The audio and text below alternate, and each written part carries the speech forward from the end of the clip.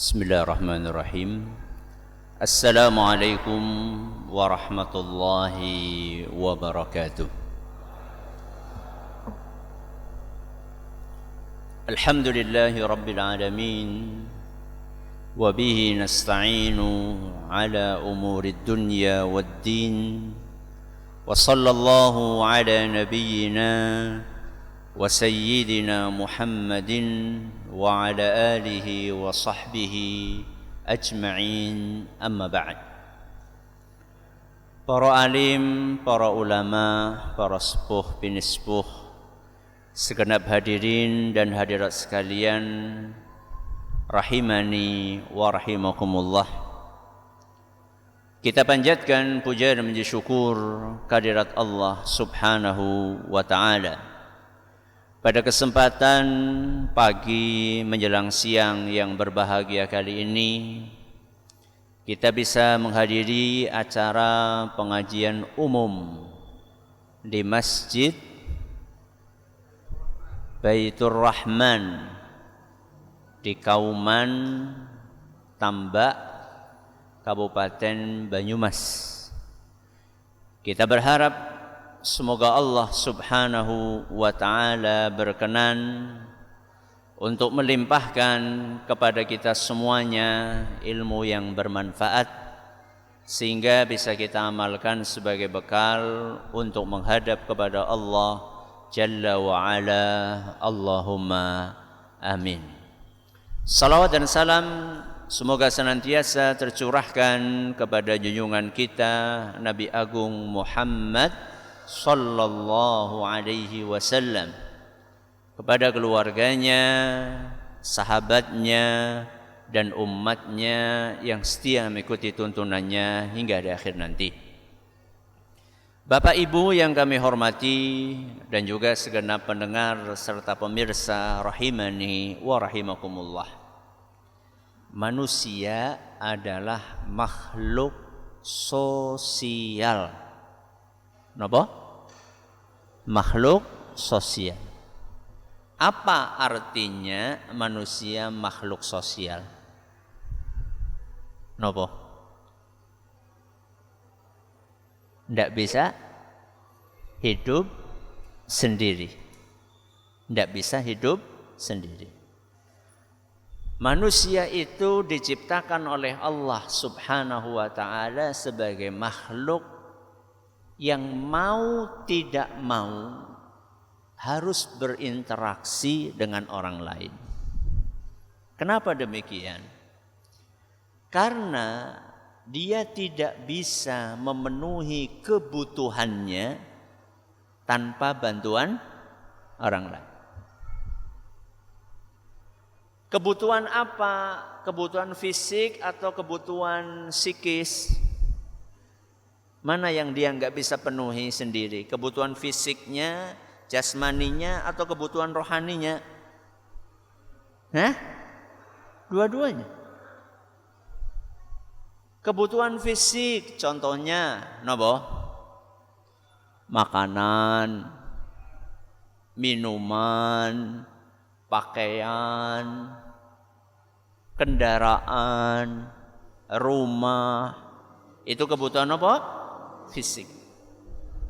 Bisa enggak kita memenuhi kebutuhan fisik kita, pakaian, makanan, dan seterusnya sendiri? Bisa? Bisa atau tidak?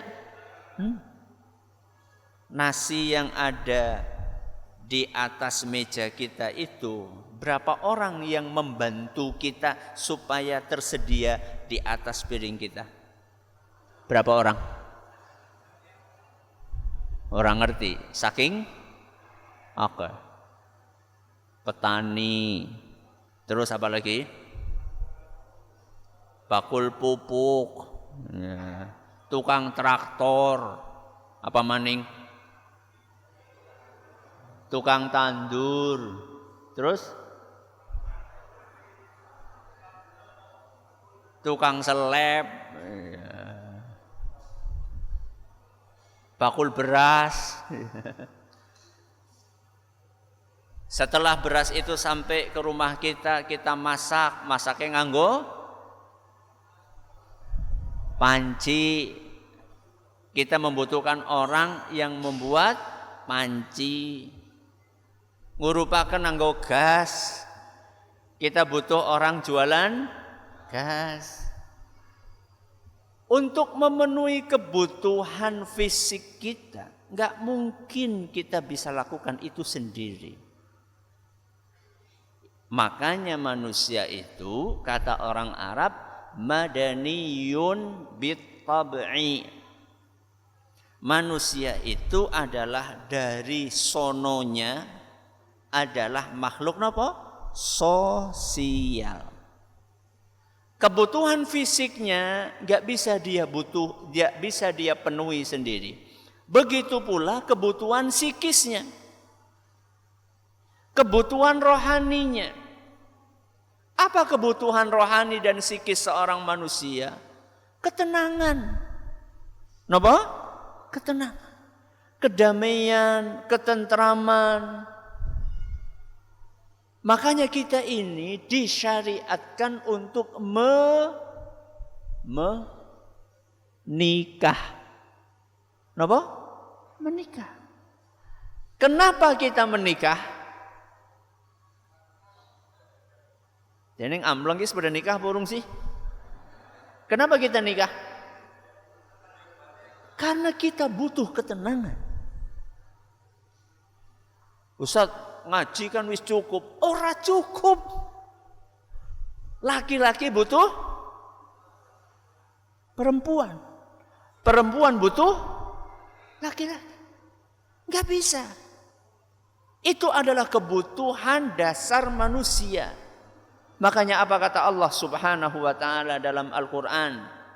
Surat Ar-Rum. Surat apa? Ar-Rum. Ayat berapa? 21. Wa min ayatihi an khalaqa lakum min anfusikum azwaja litaskunu ilaiha wa ja'ala bainakum mawaddatan wa rahmah. Kuwi sing biasa sakinah, mawaddah warahmah. Kuwi ayate. Surat napa? Ar-Rum. Ayat pinten? Ayat 21. Di antara tanda-tanda kekuasaan Allah, Allah menciptakan dari diri kalian pasangan kalian. Adam, pasangannya siapa? Hawa. Kita, ya pasangannya istri kita masing-masing. Untuk apa Allah menciptakan pasangan? Litaskunu ilaiha, supaya kalian mendapatkan ketentraman ketika berumah tangga dengannya. Nya niku sinten? Istri. Kalau perempuan berarti suami. Kedamaian itu kebutuhan psikis manusia. Gak bisa dia penuhi sendiri. Dia butuh orang lain. Makanya manusia itu makhluk nopo? Sosial. Oke. Berinteraksi dengan orang lain, bermasyarakat, bergaul dengan orang lain, ada resikonya atau tidak? Ada resikonya atau tidak? Apa? Kadang-kadang gesekan, kadang-kadang sikutan, apa maning? Guetok? Kadang tukaran. Jenengan sama istri pernah nggak tukaran? Sering. Berarti jujur gitu. Berarti kita ini makhluk sosial, harus berinteraksi dengan orang lain. Tapi berinteraksi orang lain ada apanya? Ada resikonya. Semakin banyak kita berinteraksi dengan orang lain, resikonya semakin banyak. Karena karakter orang itu macam-macam. Ada yang penyabar, tapi juga ada yang pemarah. Ada yang lembut, tapi juga ada yang kasar. Ada yang murah senyum, ada yang pelit senyum. Ada yang orangnya peduli, ada yang egois. Ada yang bisa menjaga lisannya, ada yang tidak menjaga lisannya. Ada yang baik akhlaknya, ada yang buruk akhlaknya. Mau tidak mau, kita akan menghadapi kondisi seperti itu. Makanya Rasulullah sallallahu alaihi wasallam mengingatkan dalam sebuah hadis yang diriwayatkan oleh Imam Ahmad, dan sanad hadis ini dinilai hasan oleh Al-Hafidz Ibnu Hajar Al-Asqalani rahimahumallah. Kata Nabi sallallahu alaihi wasallam, al-mu'min alladhi yukhalitun nasa wa yasbiru ala adahum a'zamu ajran min alladhi la yukhalituhum wa la yasbiru ala adahum. Ada mukmin si A sama si B. Sama-sama mukmin. Si A ini senang bergaul sama orang lain, bermasyarakat, berinteraksi dengan orang lain. Dan si A ini sabar menghadapi ketika disakiti sama orang lain. Si A niki seneng napa? Bergaul dengan orang lain dan bermasyarakat, dan dia bisa sabar menghadapi gangguan-gangguan yang dia alami saat bermasyarakat. Sinten? Si A. Si B kebalikannya. Si B kebalikannya. Tidak suka bergaul dengan masyarakat dan tidak sabar kalau menghadapi gangguan dari orang lain. Pertanyaannya, siapa yang lebih besar pahalanya? Si A atau si B? Si A. A'zamu ajran, lebih besar pahalanya. Di dalam riwayat lain disebutkan khairun, lebih baik. Jadi Rasulullah SAW itu sudah mewanti-wanti dalam hadis ini, kalau kita bergaul sama orang lain, pasti kita akan menghadapi hal-hal yang tidak enak. Karena ketemu sama orang lain, ada orang yang senangnya ceplos. Orang mikir dia ngomongnya menyakitkan atau tidak menyakitkan. Nah terus kita kan pengen mendapatkan ketenangan, kedamaian, ketentraman. Sedangkan kita mau nggak mau harus berinteraksi sama orang lain. Padahal orang lain ini ada yang baik, ada yang nggak baik, ada yang lisannya dijaga, ada yang tidak dijaga. Terus bagaimana caranya supaya kita bisa berinteraksi dengan orang lain tapi hati kita tetap tenang? Jawabannya, kita harus berjiwa besar. Kuwi materi pengajiannya. Apa judul pengajiannya? Manusia berjiwa besar. Maksudnya apa? Jiwa besar. Lemu ae gue. Ya melasing kuru ya. Bukan.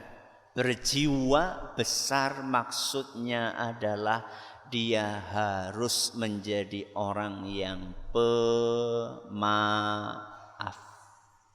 Napa? Pemaaf. Mudah melupakan kesalahan orang lain kepada pribadi kita dan mudah memaafkan kesalahan orang lain kepada pribadi kita. Mudah melupakan ketika pribadi kita disakiti, mudah memaafkan orang yang menyakiti pribadi kita. Itulah manusia yang berjiwa besar. Siapa manusia yang berjiwa besar? Orang yang mudah melupakan dan memaafkan kesalahan orang lain kepada pribadi kita. Bisa dipahami? Bisa dipahami? Siapa manusia yang berjiwa besar? Yang mudah melupakan dan memaafkan kesalahan orang lain kepada pribadi kita. Paham nggih? Berarti wis rampung pengajian nih. Sampun nggih? Nggih, alhamdulillah.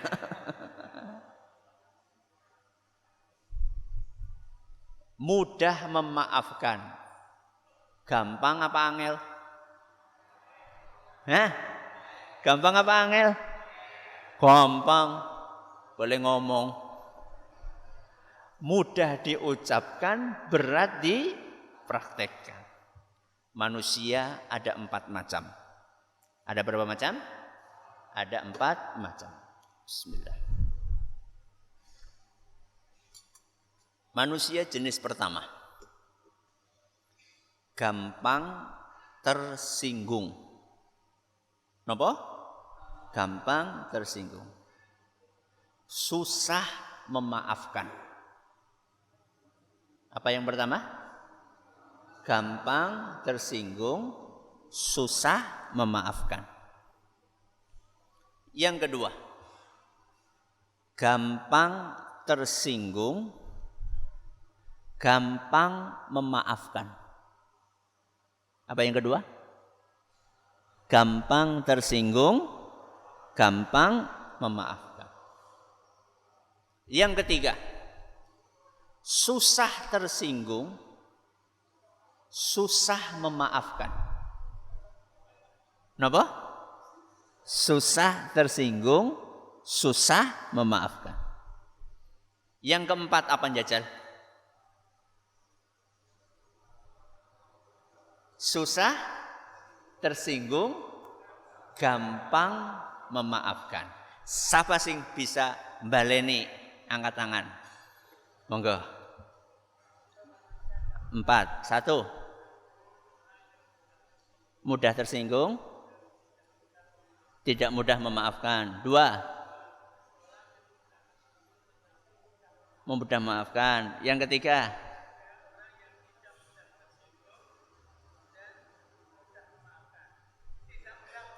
Ya, bagus. Yang kelima, yang keempat.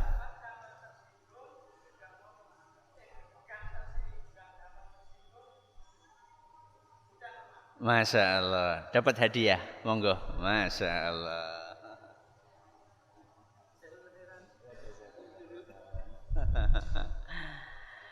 Kita ulangi nggih. Ada berapa jenis manusia? 4. Yang pertama, gampang tersinggung, susah memaafkan. Yang kedua, gampang tersinggung, gampang memaafkan. Yang ketiga, susah tersinggung, susah memaafkan. Yang keempat, susah tersinggung, gampang memaafkan. Sing paling apik sing pundi? Nomor 4. Nomor loro. Nomor loro apa nomor 4? Calonnya kan cuma 3. Oh, ngomongin pilpres. Seliwat. Yang terbaik nomor berapa? Nomor 4. Apa nomor 4? Tidak mudah tersinggung dan mudah memaafkan. Sekali tersinggung, dia gampang memaafkan. Jenengan sing ngendi? Nomor 4, oh hebat.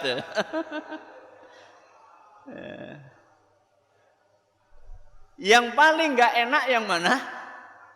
Yang pertama. Apa yang pertama?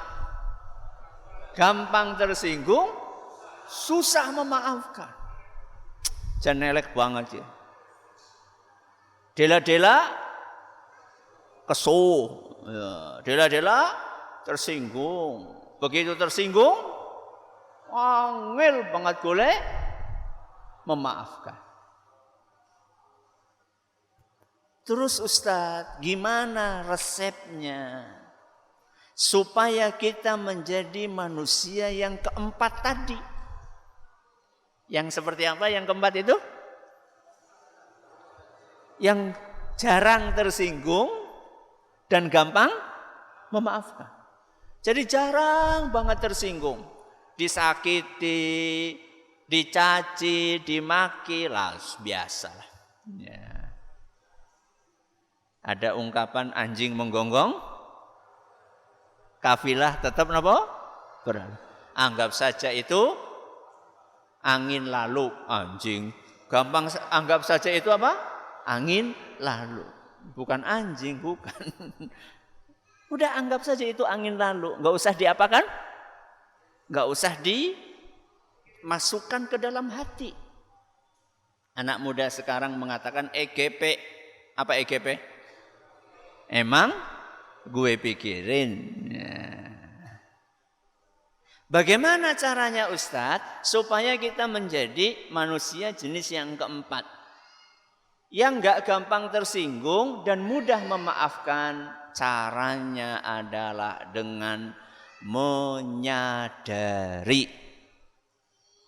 Dengan apa? Menyadari bahwa memaafkan itu menguntungkan dunia dan akhirat. Bagaimana caranya? Dengan menyadari bahwa memaafkan itu menguntungkan di dunia dan di akhirat. Berarti kebalikannya apa? Tidak memaafkan itu merugikan di dunia dan di akhirat. Bagaimana caranya jamaah?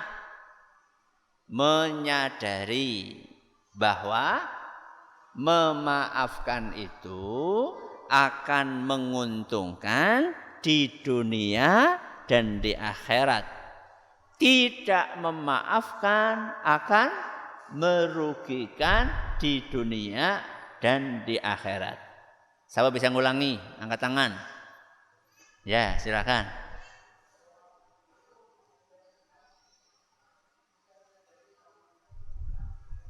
Ya. Masya Allah, monggo silahkan. Masya Allah. Ben cepat entong ya buku. Masya Allah, Masya Allah. Barakallahu fiik. Masya Allah. Jadi resepnya seperti itu.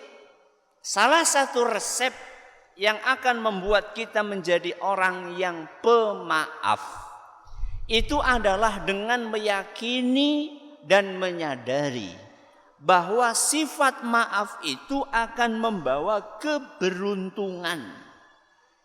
Di mana? Di dunia dan di akhirat. Berarti pembahasannya apa keuntungannya di dunia dan apa keuntungannya di akhirat. Ya. Orang yang pemaaf itu akan dapat keuntungan apa di dunia? Kemudian pembahasan yang kedua, orang yang pemaaf itu akan mendapatkan keuntungan apa di akhirat? Kita bahas dari poin yang pertama. Apa keuntungannya orang yang pemaaf di dunia? Keuntungannya hatinya akan tenang. Napa? Hatinya akan tenang. Berarti kebalikannya napa? Kalau susah memaafkan alias pendendam. Napa? Pendendam. Maka hatinya akan gelisah. Kok bisa Ustadz? Saya kasih ilustrasi. Dendam itu baik atau buruk? Buruk. Dendam itu kalau punya aroma. Punya apa? Aroma. Ana mambune. Andaikan dendam itu adalah sesuatu yang punya aroma. Cocoknya aromanya wangi apa busuk? Wangi apa busuk? Busuk. Dendam itu sesuatu yang buruk. Kalau dia punya aroma, maka aroma yang layak buat keburukan ini adalah bau busuk. Seperti busuknya bangkai. Berbeda dengan maaf. Memberikan maaf. Baik atau buruk? Baik. Berarti kebaikan itu kalau punya aroma, cocoknya aromanya nopo? Wangi. Seperti wanginya kesturi. Apa ngerti kesturi sih kayak ngopo? Wis jerene lah ya, kesturi. Coba saya tanya semuanya dengan lebih enak mana? Ngesaki batang apa ngesaki kesturi? Lebih enak mana? Ngesaki kesturi. Masa ada cecek mati terus dia apa? Disaki. Enak atau tidak? Loh jangankan disaki loh neng buri lawang be. Ora kepenak. Sesuatu yang busuk. Kalau kita simpen, kita nggak akan nyaman. Apalagi disimpennya di dalam hati. Yang hati ini dibawa kemana-mana. Ke masjid bawa hati enggak? Bawa. Di rumah bawa hati enggak? Bawa. Ke pasar? Bawa. Ke kantor? Bawa. Coba jenengan bayangkan orang yang hidupnya kemana-mana membawa bangkai. Tenang napa mboten? Enggak akan tenang. Berbeda dengan orang yang kemana-mana nggawa minyak wangi. Jenengan seneng nggak kalau duduk di sampingnya bau wangi? Seneng? Seneng. Nggak senengnya kalau di sampingnya bau petek. Bau apa maning? Jengkol. Enak atau tidak? Nggak enak. Ya. Apa keuntungannya? Pemaaf di dunia? Apa keuntungannya? Jadi sepi. Apa keuntungannya? Hati akan tenang.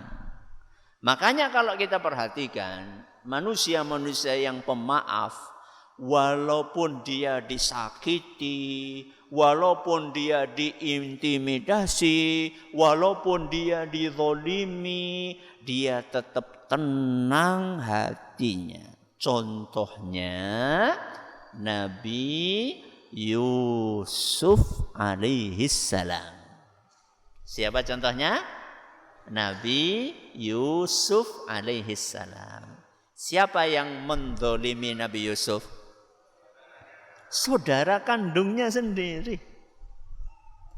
Kita ini kalau dizalimi sama orang lain dengan dizalimi sama saudara sendiri, lebih menyakitkan mana?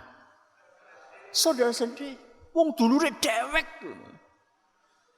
Kok ya tega nenek. Wong liya kan ya mandan ya.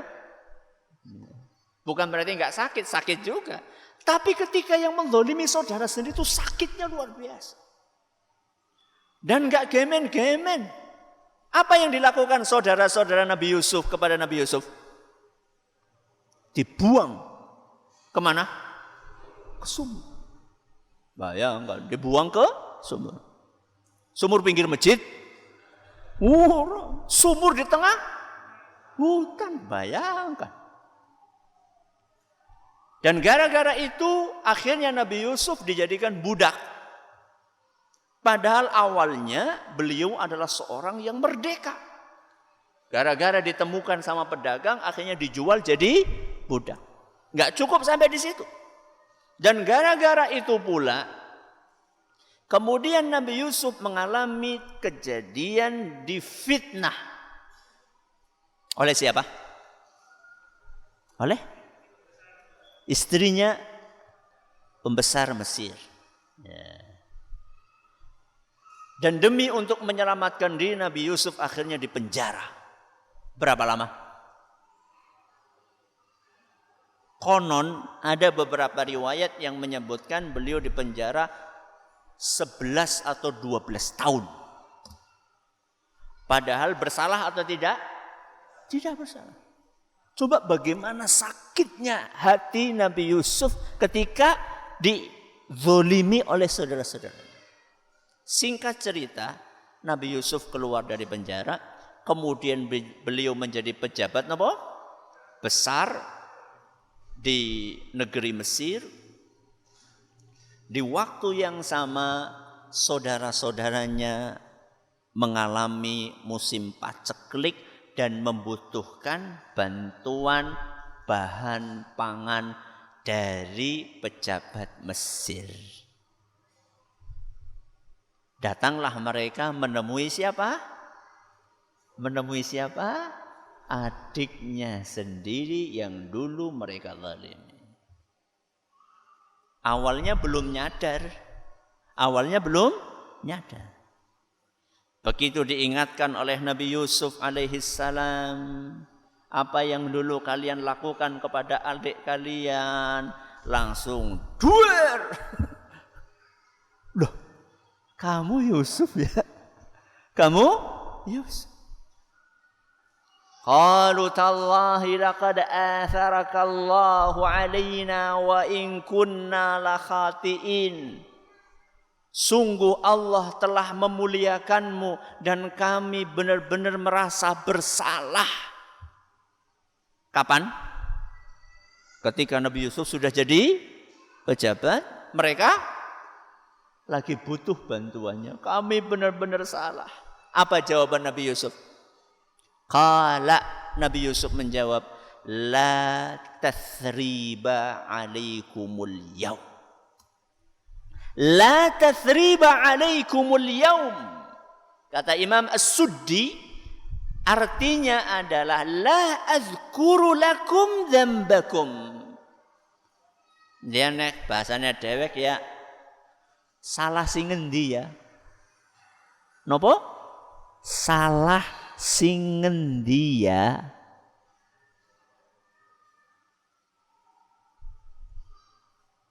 Salahnya banyak apa sedikit? Kesalahan saudaranya kepada Nabi Yusuf banyak apa sedikit? Banyak. Besar apa kecil?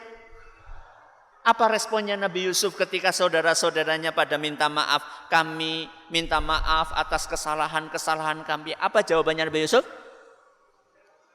Salah sing ngendi? Kesalahan yang mana yang kalian pengen minta maaf kepadaku? Sehingga ibu yang angkat tangan. Ini orang anak. Langka itu bahasa apa? Bahasa Indonesia apa bahasa Jawa? Nek bahasa Indonesia langka itu artinya jarang, berarti anak. Nek langka bahasa Jawa orang anak. Iki sing endi iki? Gak cukup sampai di situ saja Nabi Yusuf. Kesalahan yang mana ya? Yaghfirullahu lakum. Semoga Allah mengampuni dosa-dosa kalian. Wa huwa arhamur rahimin. Sesungguhnya Allah itu adalah zat penyayang yang paling penyayang. Al-Quran surat Yusuf ayat 91 sampai 92. Coba jenengan bayangkan, setelah sekian lama dizolimi oleh saudara-saudaranya, mereka minta maaf Nabi Yusuf dengan ringannya memaafkan. Makanya Nabi Yusuf alaihissalam adalah sosok orang yang berjiwa besar. Kenapa berjiwa besar? Karena mudah memaafkan. Hal-hal yang sifatnya pribadi, hal-hal yang terkait dengan pribadi kita, orang berbuat kezaliman, maafkan. Dan itu pula yang dicontoh oleh Nabi kita Muhammad sallallahu alaihi wasallam. Musyrikin Quraisy jahat enggak sama Rasul? Jahat enggak? Jahat. Jahat apa jahat banget? Jahat banget. Nabi kita diintimidasi secara lisan dan juga secara fisik. Secara lisan dituduh sebagai orang gila, dituduh lagi dukun, dituduh lagi tukang sihir. Coba bayangkan tuduhan-tuduhan yang begitu banyak kepada Nabi kita Muhammad SAW, padahal beliau orang yang sangat baik sekali. Bukan hanya intimidasi secara verbal, tapi juga intimidasi secara fisik. Rasulullah SAW lagi sholat, tahu-tahu ada seorang musyrikin Quraisy ngambil serban, terus dikalungkan ke leher Nabi SAW, terus ditekek. Coba bayangkan, lagi apa? Sholat. Di lain kesempatan ada onta baru lahiran. Onta baru lahiran. Onta itu ya kalau lahiran mirip kayak sapi, kayak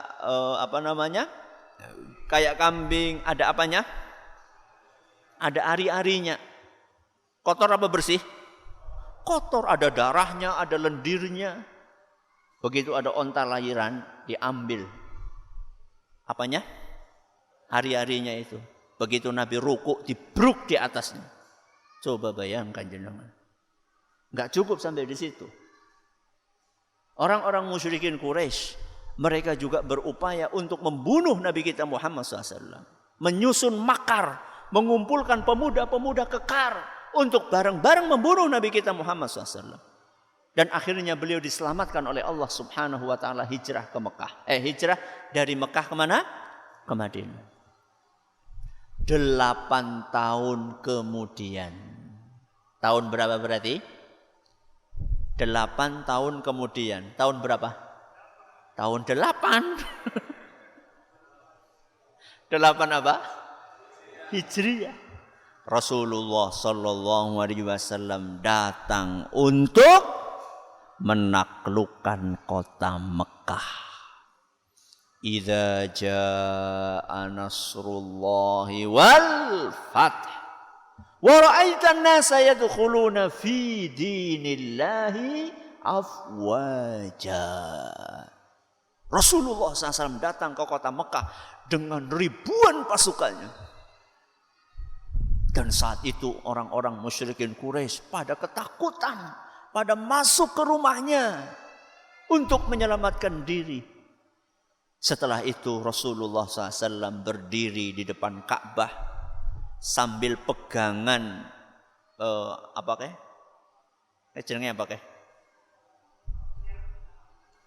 cekelane lawang sih apa jenenge? Engsel? Ora penak temen engsel. Gantungan, ya cekelan lawang lah. Sambil Nabi SAW memegang pintu Ka'bah, beliau berkata, "Ma taquluna wa ma tadhunnun?" Wahai orang-orang Quraisy, menurut kalian apa yang akan saya lakukan kepada kalian? Menurut kalian, cocoknya hari ini apa yang akan saya lakukan kepada kalian? Apa jawaban musyrikin Quraisy? Ibnu akhin wa ibnu ammin halimin rahimin. Wahai Muhammad, kamu kan saudara kami. Kamu kan orangnya lembut. Kamu kan orangnya pemaaf. Siki nembe ngomong kayak gue. Gue nek dewek. Diulangi sama Nabi 2 kali, diulangi sama Nabi 3 kali, jawabannya sama. Orang-orang Quraisy, wahai Muhammad, kita kan masih saudara. Si dulur, kamu kan orangnya baik, pemaaf, lembut. Faqala Rasulullah sallallahu alaihi wasallam. Maka kemudian Nabi sallallahu alaihi wasallam bersabda, aqulu kama qala Yusuf. Yang akan aku ucapkan hari ini adalah seperti apa yang diucapkan oleh Nabi Yusuf alaihi salam. Surat apa bau? Ya surat Yusuf. Ayat berapa tadi? 91 sampai 92. La tathriba alaikumul yaum. Surah papa. Ya. Dimaafkan sama Nabi kita Muhammad SAW. Di dalam beberapa riwayat disebutkan idhabu wa antumut tulaqa. Sudah silahkan kalian pergi. Kalian semuanya bebas. Hadis riwayat Al-Baihaqi dalam As-Sunan Al-Kubra. Kita ulangi, apa keuntungannya di dunia? Apa keuntungannya di dunia? Hati akan terasa tenang. Kita pindah. Apa keuntungannya di akhirat? Kalau kita gampang memaafkan orang lain, kalau kita mudah memaafkan kesalahan-kesalahan orang lain kepada kita, apa untungnya buat kita di akhirat? Keuntungannya dosa-dosa dan kesalahan-kesalahan kita akan diampuni oleh Allah. Apa keuntungannya di akhirat? Dosa-dosa dan kesalahan kita akan diampuni oleh Allah. Senang napa mboten? Senang napa mboten? Kenang apa?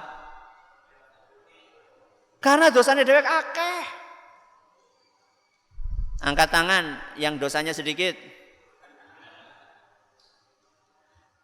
Jeneng pada nyong ya ora angkat tangan. Kita ini orang yang banyak dosa. Sehingga kita ini sangat butuh yang namanya apa? Ampunan dari Allah Subhanahu wa ta'ala. Dan salah satu jalan supaya kita diampuni oleh Allah adalah kita mengampuni dan memaafkan kesalahan orang lain kepada pribadi kita. Itu salah satu jalannya. Apa dalilnya Ustaz? Dalilnya adalah sebuah hadis yang diriwayatkan oleh Imam Al-Bukhari di dalam kitab beliau Al-Adabul Mufrad. Dan hadis ini dinilai hasan oleh Syekh Al-Albani rahimahumallah. Kata Nabi sallallahu alaihi wasallam, "Wala yughfar liman la yaghfir, wala yu'fa amman la ya'fu." Tidak akan diampuni orang yang tidak mengampuni. Tidak akan dimaafkan orang yang tidak memaafkan. Kita ulangi nggih. Napa? Tidak akan diampuni orang yang tidak mengampuni. Terus tidak akan dimaafkan orang yang tidak memaafkan. Jadi kalau kita pengen dimaafkan sama Allah, pripun? Maafkan orang lain. Kalau kita pengen diampuni sama Allah, pripun? Ampuni orang lain. Ada sebagian orang, Masya Allah, ora bakal 7 turunan. Ya Allah ya Rabbi, 7 turunan. Ya. Kur gara-gara apa? Ya rebutan galengan. Ya. Gara-gara rebutan apa? Galengan sawah. Ya. Geser dit. Wow, 7 turunan. Sorry yo. La haula wala quwata illa billah. Orang lain berbuat salah kepada kita, masih bisa enggak kita hitung jumlah kesalahannya? orang lain berbuat salah kepada kita. Masih bisa kita hitung jumlah kesalahannya? Bisa. 5, 10, 20, 100. Ya, bisa kita hitung. Pertanyaannya, kesalahan kita sama Allah bisa dihitung? Bisa dihitung. Kenang apa orang bisa? Oke banget. Terlalu banyak kesalahan kita sama Allah Subhanahu wa ta'ala.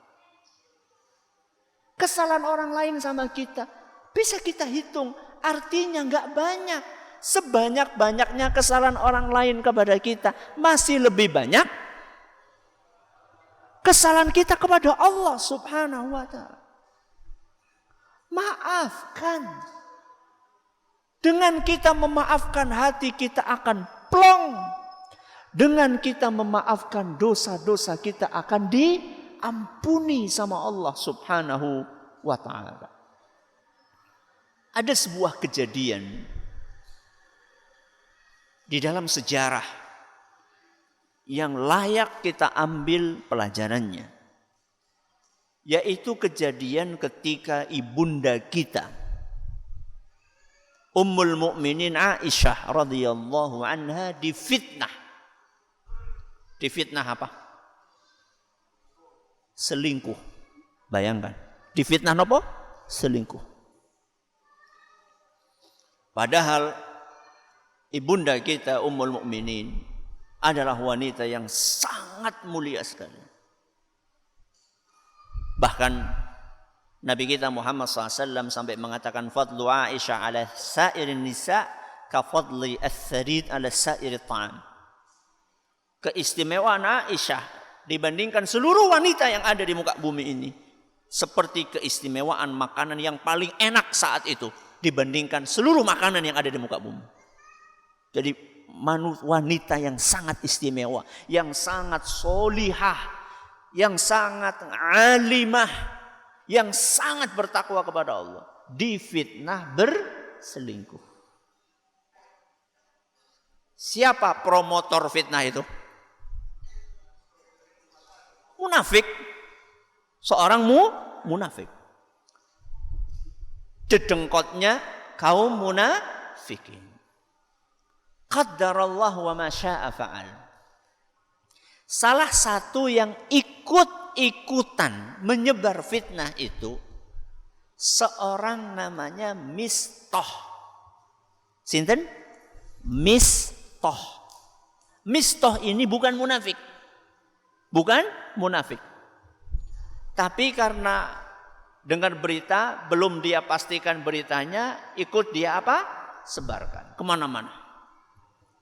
Siapakah Mistah ini? Mistah ini adalah saudaranya Abu Bakar As-Siddiq. Abu Bakar sinten? Abu Bakar sinten? Bapaknya Aisyah.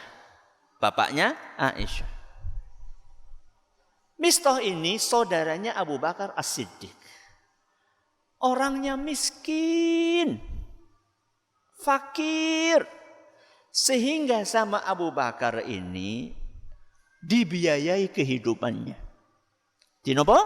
Dibiayai. Dibiayai setiap bulan, dikasih uang, dikasih makanan. Intinya kehidupannya dibantu oleh siapa? Abu Bakar As-Siddiq.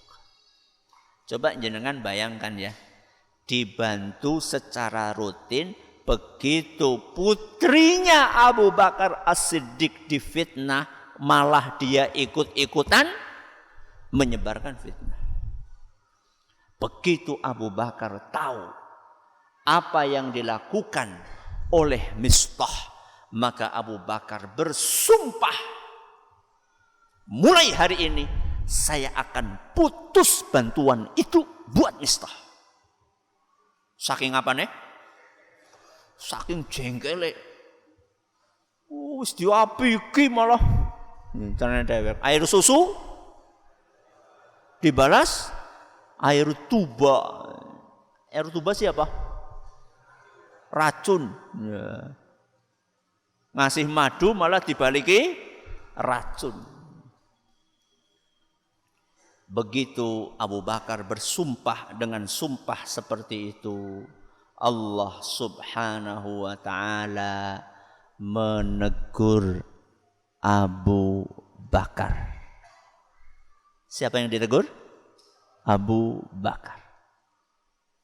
Allah tegur Abu Bakar dalam Al-Quran surat An-Nur. Surat apa? An-Nur. Ayat 22. Surat apa? An-Nur ayat 22. Apa kata Allah Subhanahu wa taala? Wala ya'tali ulul fadli minkum was-sa'ah an yu'tu ulil qurba wal masakin wal muhajirin fi sabilillah. Hendaklah orang-orang yang punya kelebihan harta di antara kalian tidak menghalangi sedekahnya kepada orang-orang yang miskin, orang-orang yang berhijrah di jalan Allah. Maksudnya disuruh melanjutkan untuk memberikan santunan itu kepada orang-orang miskin. Terus apa kata Allah? Wal ya'fu wal yasfahu. Hendaklah mereka berlapang dada dan memberikan maaf. Perintah dari Allah Azza wa Jalla kepada Abu Bakar As-Siddiq dan kita semuanya. Wal ya'fu wal yasfahu. Berlapang dadalah, maafkanlah. Ala tuhibbuna ayyaghfirallahu lakum. Bukankah kalian juga pengen diampuni sama Allah? Maafkan kalau kamu pengen dimaafkan. Begitu turun ayat tersebut, Allah Subhanahu wa taala berfirman, bukankah kamu ingin dimaafkan oleh Allah? Langsung Abu Bakar mengatakan, bala wallahi ya Rabbana. Tentu wahai Allah, demi Allah, inna lanuhibbu an taghfira lana. Kami pengin sekali untuk mendapatkan ampunanmu wahai Rabbi. Langsung sumpahnya itu diapain? Dihapus, dan langsung beliau mengesampingkan perasaan dendam dari hatinya, perasaan sakit dari hatinya kepada Mistah demi untuk mendapatkan ampunan dari Allah Subhanahu wa taala. Itulah manusia yang berjiwa besar. Berarti jenengan itu berjiwa besar apa kecil?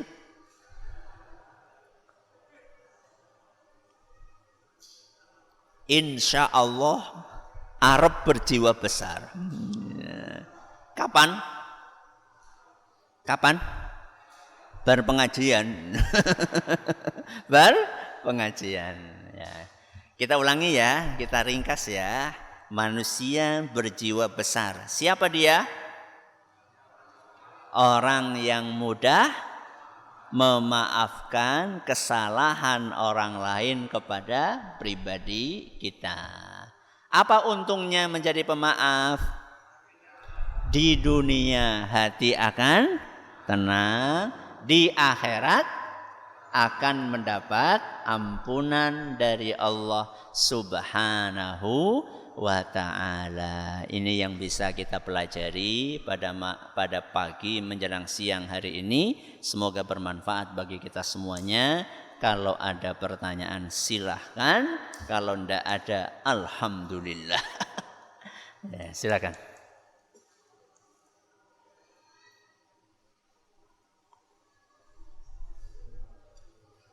Waalaikumsalam warahmatullahi wabarakatuh.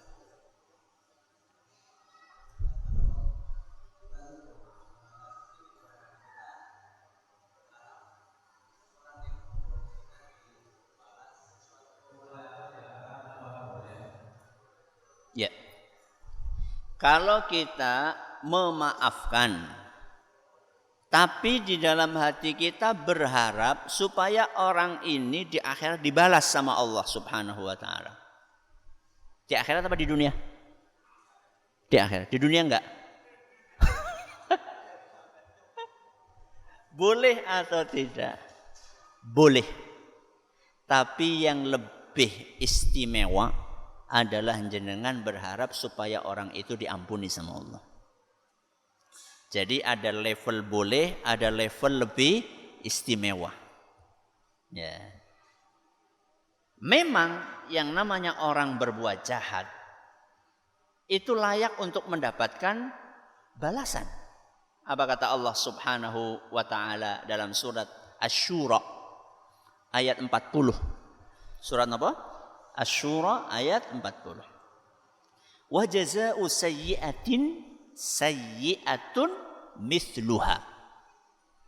Wa jazaa'u sayyi'atin sayyi'atun mithluha.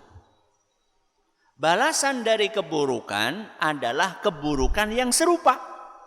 Jadi dia berbuat buruk, dia berhak untuk mendapatkan apa? Keburukan. Tapi apa kata Allah? Faman 'afa wa aslaha fa ajruhu 'ala Allah. Tapi kalau kita memaafkan dan menginginkan kebaikan, maka pahalanya akan kita dapatkan dari Allah. Berarti lebih bagus mana? Dipelongakan itu lebih bagus. Walaupun boleh. Yang penting apa kata Allah? Innahu la yuhibbudz zalimin. Yang penting jangan berbuat zalim, karena Allah enggak suka sama orang yang berbuat zalim. Contoh, berbuat zalim gimana? Kita mendoakan keburukan buat orang itu melebihi dari perbuatan jahat yang dia lakukan kepada kita. Contoh misalnya, keluar dari masjid, sandalnya apa? Hilang. Berarti ada yang nyuri, mungkin. Apa keliru? Zalim itu bagaimana? Zalim itu kalau kita doakan, ki muga-muga sing nganggo sandalku sikile tugel. Kowe zalim kowe. Wong kur sandal pe nganti sikil tugel.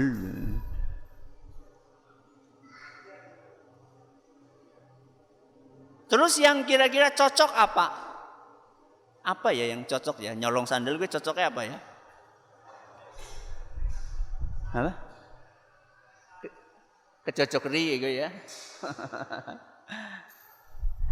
Terus kalau yang istimewa bagaimana? Yang istimewa lah ora apa-apa. Ya, siapa tahu bermanfaat buat dia. Mudah-mudahan dia dapat hidayah. Itu yang jempol. Imam Ahmad. Sinten? Imam Ahmad. Ahmad bin Hambal rahimahullah. Itu kan pernah mengalami kondisi yang sangat berat. Ketika penguasa yang berkuasa saat itu mempropagandakan sebuah keyakinan yang menyimpang dari keyakinan Ahlus Sunnah wal Jamaah. Ahlus Sunnah wal Jamaah meyakini Al-Quran adalah kalamullah. Napa kalamullah? Al-Quran adalah firmannya siapa? Allah. Muncul sebuah sekte namanya sekte Mu'tazilah. Sekte Mu'tazilah ini mengatakan bahwa Al-Quran itu bukan kalamullah, tapi Al-Quran itu makhluk. Napa? Makhluk. Imam Ahmad berjuang untuk mempertahankan keyakinan Ahlus Sunnah wal Jamaah ini. Dan perjuangan beliau bukan tanpa risiko. Karena saat itu beliau menyuarakan kebenaran di hadapan penguasa yang saat itu berkuasa. Maka apa yang dilakukan oleh penguasa saat itu? Dipenjara Imam Ahmad. Enggak cukup hanya dipenjara. Disiksa. Di siang terik Imam Ahmad dijemur di tengah lapangan. Bajunya dibuka. Didatangkan algojo untuk mencambuk punggungnya Imam Ahmad. Saat itu penguasanya sebelum algojo mulai mencambuk, ngelihat cambuknya ini. Oke wis suwe ge. Cambuk sudah apa? Sudah lama. Ganti yang baru. Supaya apa? Supaya lebih sakit. Akhirnya betul didatangkan cambuk yang baru, Ya, mungkin kalau di kita itu rotan, tapi rotan yang masih apa? Masih keras gitu ya. Dicambuk berkali-kali, dicambuk. Setelah berdarah-darah, disiram pakai air garam. Hingga Imam Ahmad jatuh pingsan. Saking apanya? Saking sakit. Begitu beliau siuman, muridnya datang membawakan apa? Air buat beliau. Apa kata Imam Ahmad? Inni shaim. Aku lagi puasa. Aku enggak pengen membatalkan puasa. Singkat cerita, Imam Ahmad dipenjara sekian tahun. Kekuasaan bergulir. Sampai akhirnya kemudian naiklah penguasa yang berhaluan Ahlus Sunnah wal Jamaah. Orang-orang pada datang kepada Imam Ahmad. Wahai Imam, orang-orang yang pernah menyiksamu. Orang-orang yang pernah menyiksamu. Apa komentarmu? Apa komentarmu kepada mereka? Dengerin baik-baik. Dengerin baik-baik perkataan beliau. Kata Imam Ahmad, apa keuntungan yang aku dapatkan? Apa keuntungan yang aku dapatkan apabila ada orang diazab oleh Allah gara-gara aku tidak memaafkan? Apa keuntungan buat aku? Kalau ada orang-orang yang disiksa, diazab, di neraka oleh Allah gara-gara aku enggak memaafkan mereka. Semuanya sudah aku maafkan. Itu manusia berjiwa besar. Urusan pribadi, ego pribadi kesampingkan. Buat apa? Apa keuntungannya coba ada orang disiksa gara-gara kita enggak memaafkan? Apa keuntungannya? Apa? Marem? Gue dong, marem dong. Itu aja udah. Udah maafkan. Maafkan. Kalau kita memaafkan dapat pahala enggak? Kalau kita memaafkan dapat pahala enggak? Dapat dong, perintah Allah kok. Wal yafu wal yasfahu. Hendaklah mereka berlapang dada dan memaafkan. Allah yang nyuruh. Allah nyuruh kita untuk memaafkan. Berarti kalau kita memaafkan, kita menjalankan apa? Perintah Allah. Menjalankan perintah Allah ada pahalanya. Oke, ada lagi? Monggo.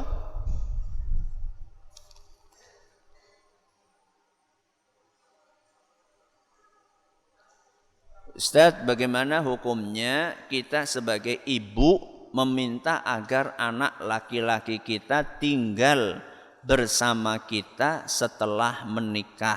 Mohon penjelasan dan nasihatnya. Kalau memang jenengan memerlukan bantuan perawatan, servis, butuh diantar kemana-mana, ya enggak apa-apa. Enggak apa-apa. Boleh. Ya. Dan anak laki-laki Anda perlu menyampaikan ini kepada calon istrinya. Ya, kepada siapa? Calon istri. Sehingga calon istrinya itu dari awal sudah siap mental.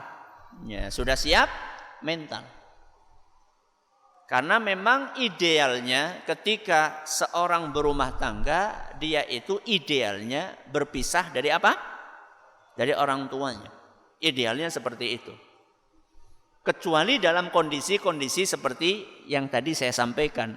Ibunya sudah sepuh, sudah sakit-sakitan, gak ada yang merawat, gak ada yang ngantar ke rumah sakit.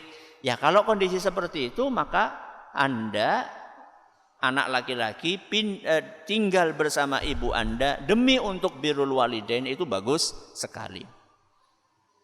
Pesan saya buat si ibu ini, kalau jenengan pengen anak jenengan setelah menikah tinggal bersama jenengan, jadilah mertua yang baik. Karena biasanya tukaran antara mantu karo mertua. Jadilah mertua yang baik. Kalau pengen anak jenengan tinggal bersama jenengan dan merasa nyaman. Mertua yang baik itu yang bagaimana? Mertua yang baik itu yang enggak terlalu turut campur dalam urusan apa? Rumah tangga anaknya.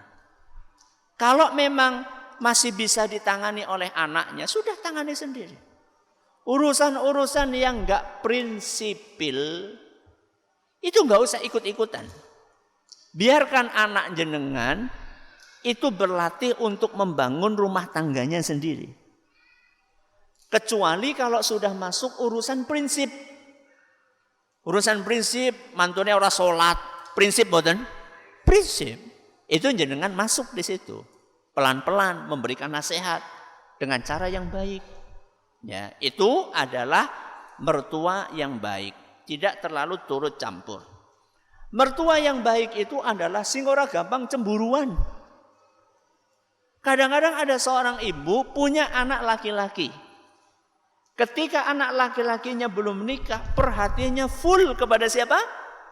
Ibunya. Sebelum menikah, anak laki-laki ini perhatiannya full sama siapa? Sama ibunya. Begitu nikah, mau nggak mau kan perhatiannya akan terpecah.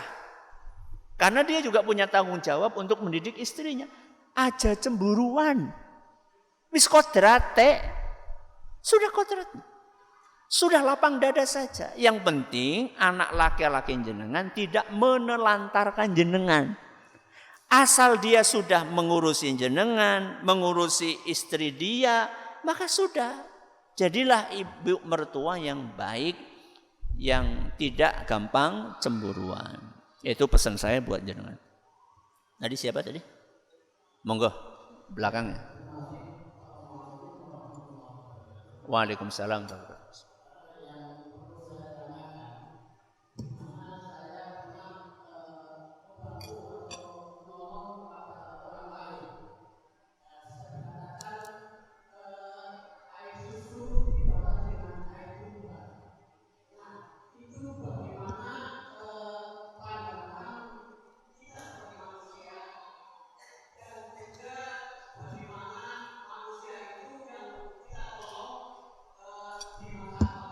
Ya.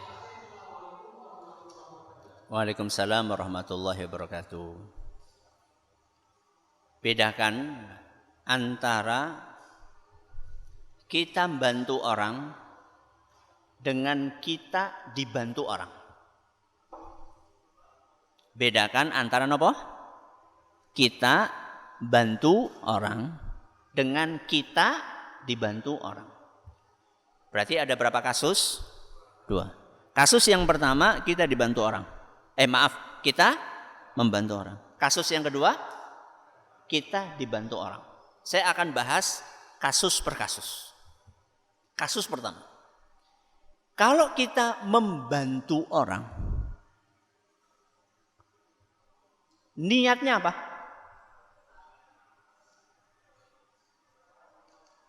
Jangan yang sepi. Niatnya apa? Mencari pahala. Dari siapa? Allah. Mencari pahala dari Allah atau dari orang yang kita bantu? Dari Allah. Berarti kalau orang yang kita bantu ini di kemudian hari tidak membantu kita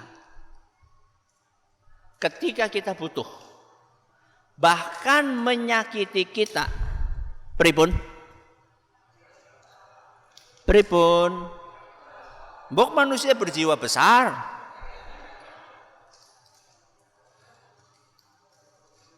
Ingat, salah satu ciri penghuni surga adalah la nuridu minkum jazaan wala syukura. Ketika mereka membantu orang lain, mereka tidak mengharapkan balasan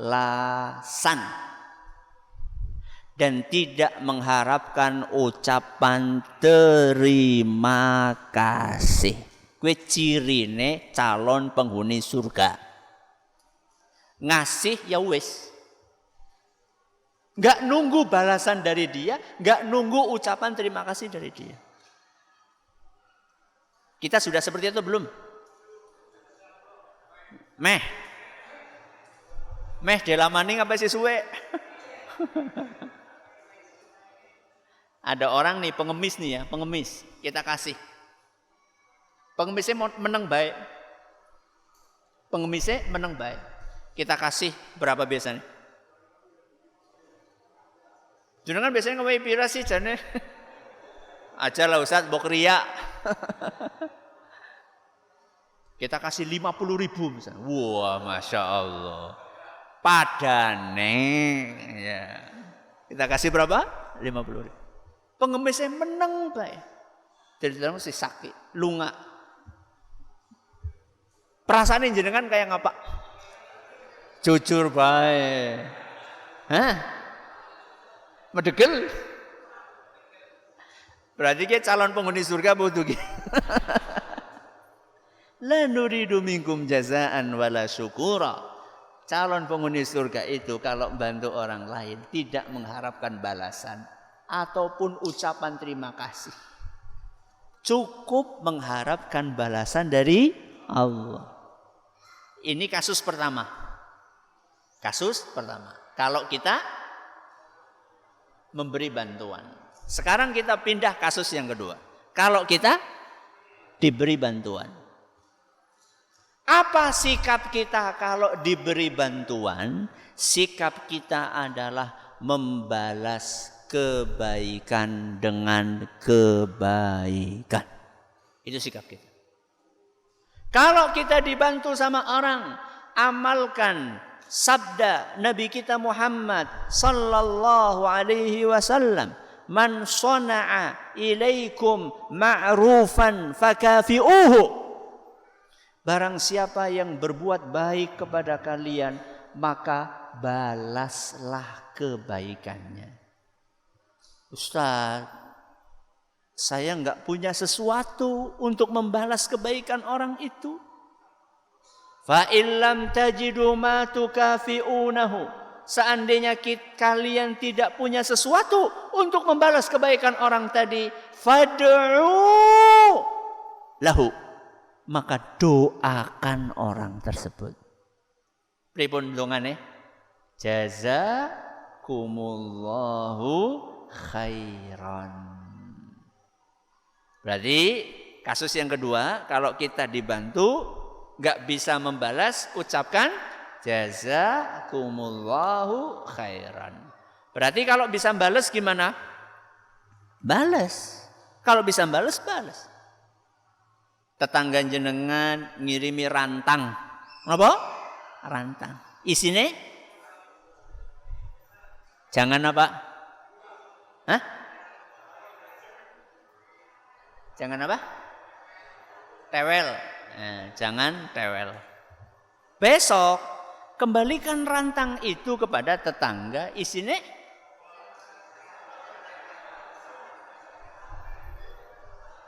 apa sing selevel? Jangan tempe, ya kira-kira. Nek gule kepripun? Oh sip. Sip. Kalau gule jenengan sip. Balas. Balas kebaikan dengan apa? Kebaikan. Jangan sampai dikirimi rantang isinya full, bali kosong blong urung dikumbah. Wah, geser. Nyenebakan banget ya wong. Ana wong kaya gue apa ora? Endi wong endi? Makan ngaji apa ora? Ada lagi? Siapa yang udah mic? Ya, udah pegang mic. Waalaikumsalam. tadi dijelaskan tentang orang yang lapang hatinya. Sekarang kami ingin mohon penjelasan apabila kebalikannya yang bersalah.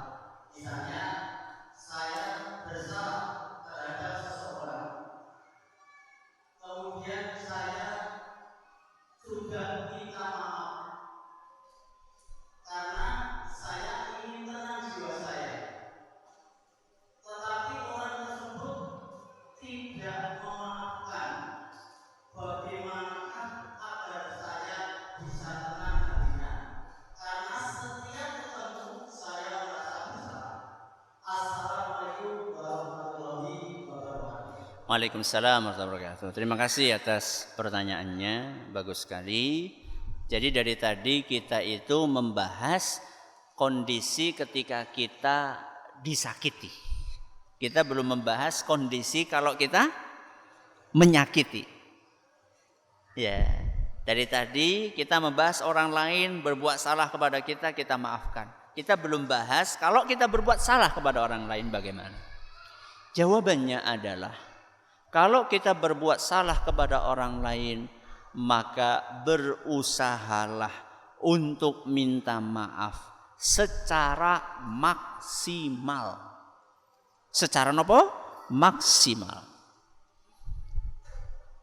Jadi minta maaf itu harus tulus. Napa? Tulus. Orang yang minta maaf dengan tulus itu akan terasa.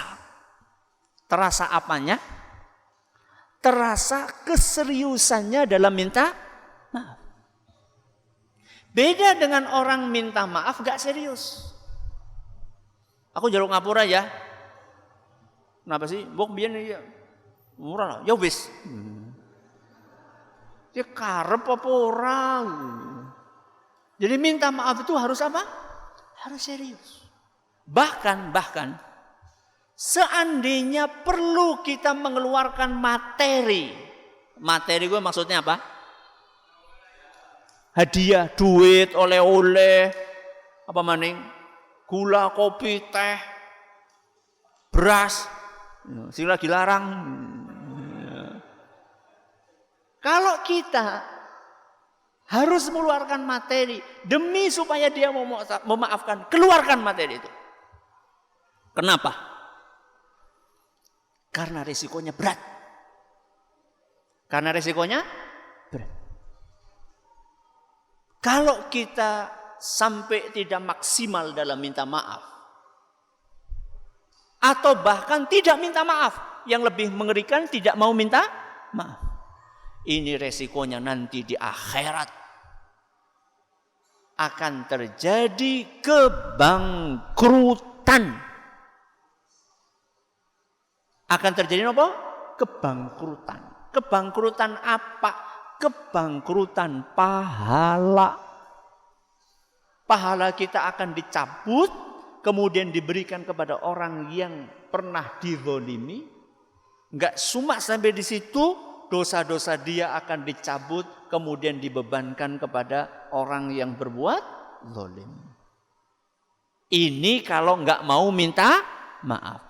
Tapi kalau jenengan sudah minta maaf dan sudah maksimal, temenan, sudah berusaha minta maaf sekali, 2 kali, 3 kali, berusaha membawakan oleh-oleh, berusaha minta maaf lewat orang lain, dan itu pernah dilakukan oleh antar sahabat. Abdullah ibn Zubair pernah minta maaf sama Aisyah radhiyallahu anha karena kesalahpahaman. Dan Aisyah berat sampai Abdullah bin Zubair berusaha untuk minta tolong sama orang-orang lain supaya mau melobi Aisyah memaafkan.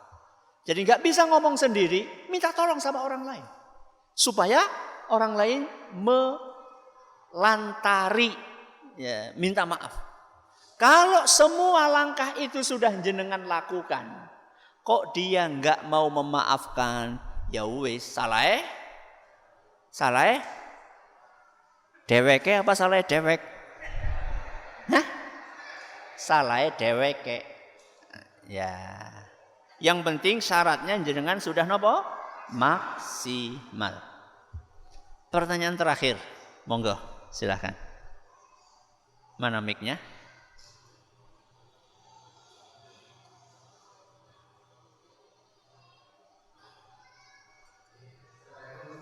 Waalaikumsalam warahmatullahi wabarakatuh.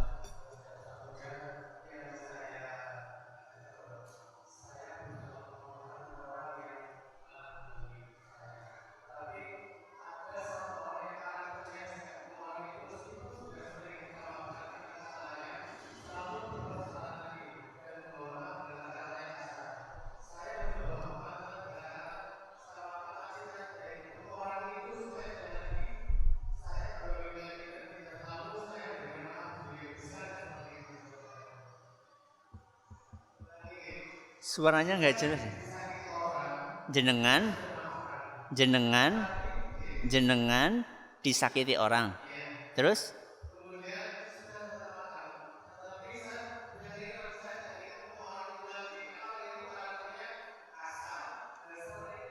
Ya, paham. Ya.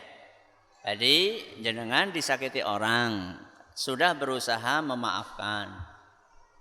Ketemu lagi sama dia, ngomongnya kasar sehingga menyakitkan lagi. Jenengan berusaha menghindar dari orang itu supaya tidak disakiti lagi, gitu. Tidak apa-apa, boleh. Ya. Kita berusaha untuk menyelamatkan diri kita dari gangguan orang lain, tidak apa-apa. Boleh-boleh saja. Ya, apalagi kalau memang orangnya suka menyakiti. Apalagi kalau orangnya suka menyakiti. Ya. Inna syarran nasi man tarakahun nasu ittiqa'a fuhshihi.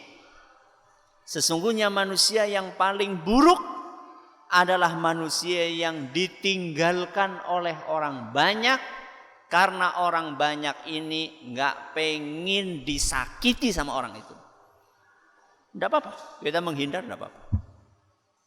Ini yang bisa kita pelajari hari ini. Terima kasih atas perhatiannya. Mohon atas segala kurangannya.